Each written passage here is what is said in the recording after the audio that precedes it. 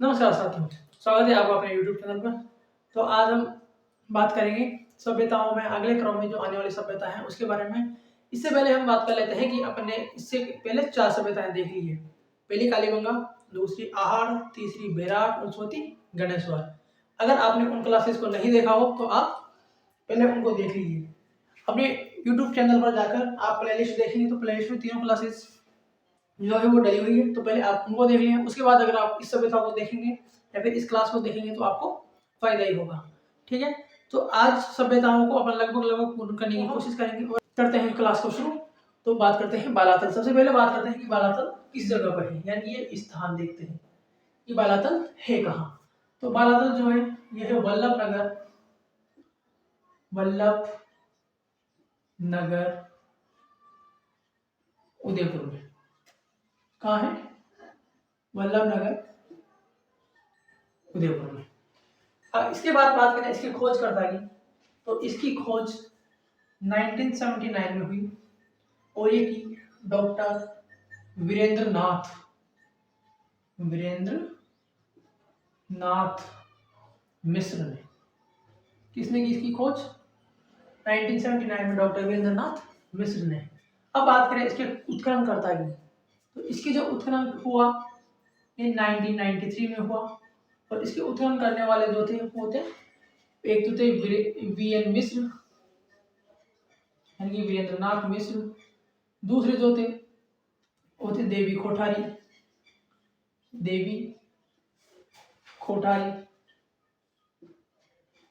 एक आर.एन. महांते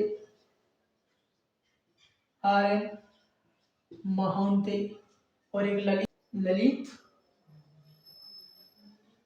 पांडे। कौन थे?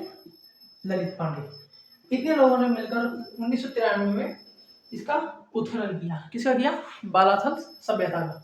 इसके बाद बात करते हैं कि ये एक ऐसी सभ्यता है जिसको 300 ईसा पूर्व से 2500 ईसा पूर्व का माना जाता है। किसको माना जाता है? बालाथल सभ्यता को। बालाथल सभ्यता से तांबे के औजार, आभूषण और मुद्राएं मिली है। क्या मिली है इस सभ्यता से? तांबे के औजार, आभूषण और मुद्राएं मिली है। ये एक ऐसी सभ्यता थी जहां से हाथ से बने सूती कपड़े के अवशेष मिले हैं। क्या मिले हैं? हाथों से निर्मित सूती कपड़ों के अवशेष मिले हैं। बालाथल एक ऐसी सभ्यता है जहां से लोहा गलाने की भट्टियां मिली है और लोहा, ये जो सभ्यता थी यहाँ से 11 कमरों का बड़ा भवन मिला है। क्या मिला है? 11 कमरों का बड़ा भवन। कहाँ से मिला है? बालाथल वल्लभ नगर उदयपुर से। क्या मिला है? 11 कमरों का बड़ा भवन मिला है। इसके बाद बात करें तो यहाँ से 2700 साल पुराना ध्यान मग्न योगी का कंकाल मिला है। कितना? 2700 साल पुराना ध्यान मग्न योगी का कंकाल। कौन सी सभ्यता से मिला है? बालाथल सभ्यता से। ये जो सभ्यता है ये बनास सभ्यता से संबंधित है। ऐसा माना जाता है कि ये जो सभ्यता है ये बनास सभ्यता से संबंधित है। किससे है? बनास सभ्यता से। तो बालाथल जो सभ्यता है इसका स्थान पूछे तो वल्लभ नगर उदयपुर कर देना। अगर इसकी खोज पूछे तो 1979 में डॉक्टर वीरेंद्र नाथ बता देना। इसका उत्खनन पूछे तो 1993 वीएन मिश्र पहला, देवी कोठारी दूसरा, आर.एन. मोहते तीसरा और ललित पांडे चौथा। 4 उन्होंने इसकी खोज की है। 1 2 3 4 में। ये जो सभ्यता है ये 300 ईसा पूर्व से 2500 ईसा पूर्व की सभ्यता माना गई है। इस सभ्यता से तांबे के औजार, आभूषण और मुद्राएं मिली है। ये ऐसी सभ्यता है जहां से हाथ से निर्मित सूती कपड़े के अवशेष मिले हैं। बालाथल सभ्यता एक ऐसी सभ्यता है जहां से लोहा गलाने की भट्टियां मिली है और यहाँ से 11 कमरों का से मिलकर बना हुआ बड़ा भवन यानी कि एक बड़ा मकान मिला है। ये एक ऐसी सभ्यता है जहां से 2700 साल पुराना ध्यान मग्न योगी का कंकाल मिला है। क्या मिला है? ध्यान मग्न योगी का कंकाल। और ये जो सभ्यता है ये बनास सभ्यता से संबंधित है।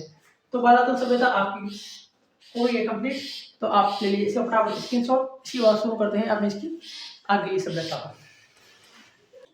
चलिए दोस्तों करते हैं शुरू। बालाथल के बाद अगली अपनी जो सभ्यता आने वाली है वो है नौह सभ्यता। कौन सी सभ्यता? नौह सभ्यता। जो अपनी नौह सभ्यता है अगर इसका स्थान देखा जाए तो ये भरतपुर में है। उत्खनन देखा जाए तो इसके आर.सी. अग्रवाल और डेविडसन ने की। आर.सी. अग्रवाल मतलब रत्न चंद्र अग्रवाल और डेविडसन द्वारा इसकी खोज की गई। ये जो सभ्यता है ये एक लोहयुगीन सभ्यता है। कौन सी है? लोहयुगीन सभ्यता है। यहाँ से एक यक्ष की प्रतिमा मिली है। इसकी प्रतिमा मिली है यक्ष की। ये यक्ष को जाखम बाबा भी बोला जाता है, जाखम बाबा, इसके नाम से भी यक्ष को जाना जाता है। यहाँ से 5 संस्कृति के अवशेष मिले हैं। यहाँ से तांबे के सिक्के, पाषाण कालीन और मौर्यकालीन अवशेष मिले हैं। कहाँ से? नौस से। यहाँ पर 7 फीट ऊंची यक्ष, यहाँ पे ध्यान रखना, जाखम बाबा, यहाँ की यहाँ से 7 फीट ऊंची जाखम बाबा की प्रतिमा मिली है। कहाँ से? नौह भरतपुर से। ठीक है, यक्ष जाखम बाबा की मूर्ति। अगली बार अपनी जो आने वाली है वो है रंगमहल। रंगमहल कहाँ है? हनुमानगढ़ जिले में। कहाँ है? हनुमानगढ़ जिले में। अगर रंगमहल की खोज देखी जाए तो हेना रिड ने 1993 में, किसने? हेना रिड ने 1993 में रंगमहल की खोज की। इस सभ्यता से 105 तांबे की मुद्राएं मिली है।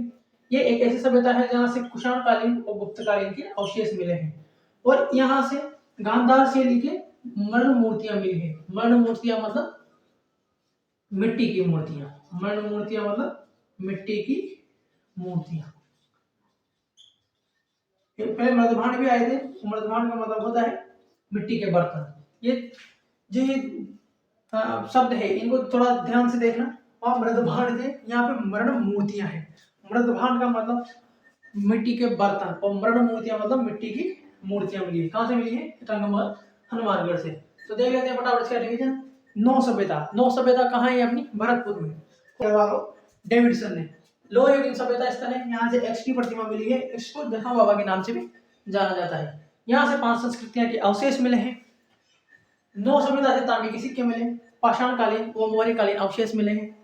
यहाँ 7 फीट ऊंची यक्ष की प्रतिमा यानी जाखम बाबा की प्रतिमा मिली है। कहाँ से मिली है? 9 भरतपुर से। अगली जो सभ्यता है वो है रंगमहल सभ्यता।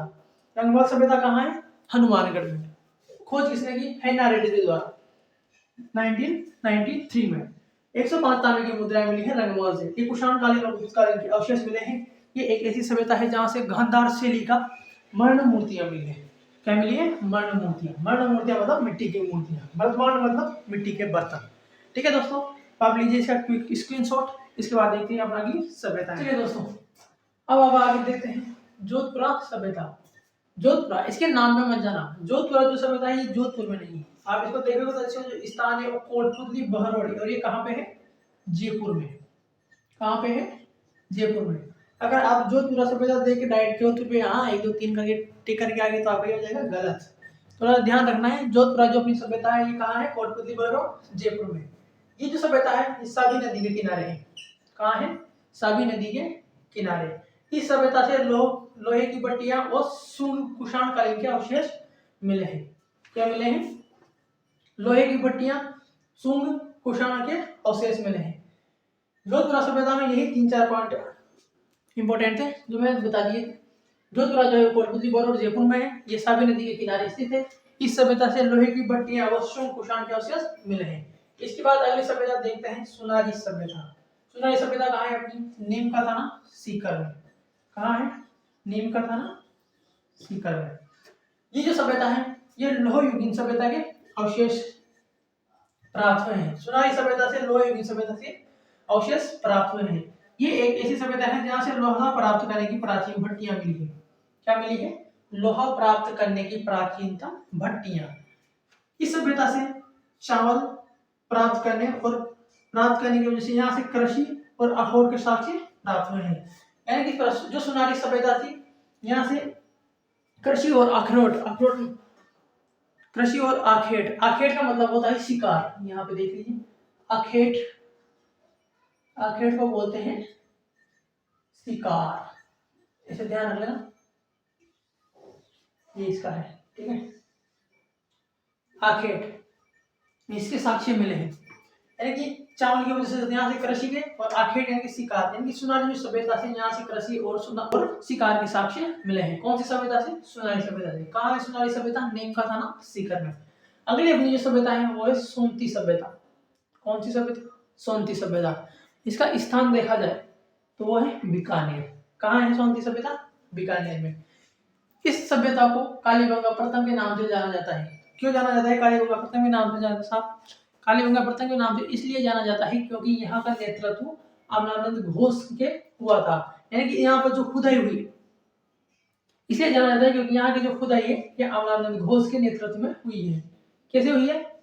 खुदाई जो है वो अमलानंद घोष के नेतृत्व में हुई है, इसीलिए इसको कालीबंगा प्रथम के नाम से जाना जाता है।